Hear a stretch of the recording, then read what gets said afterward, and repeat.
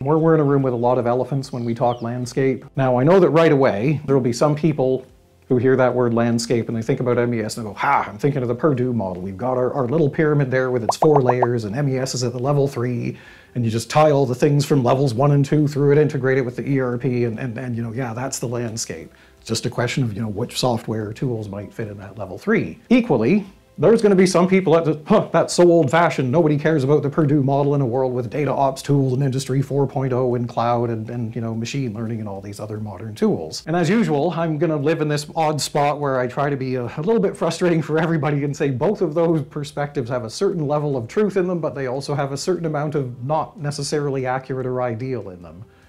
And I think a lot of that comes back to the question of how we lay back that concept of manufacturing operations as a set of physical activities,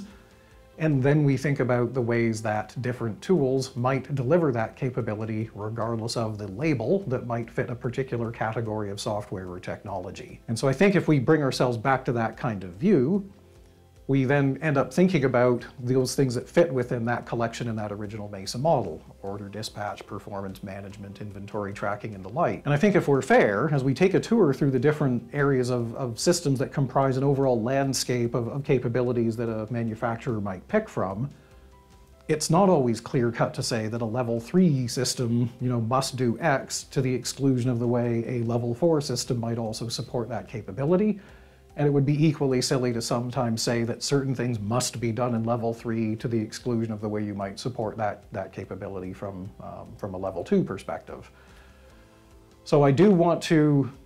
expand on that a little bit, and in order to make that a bit easier, I think the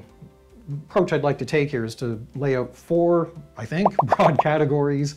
of technology available to manufacturers, and then speak through what it is that they can offer relative to that simple physical process of taking goods or parts and turning them into something else and getting them out the door.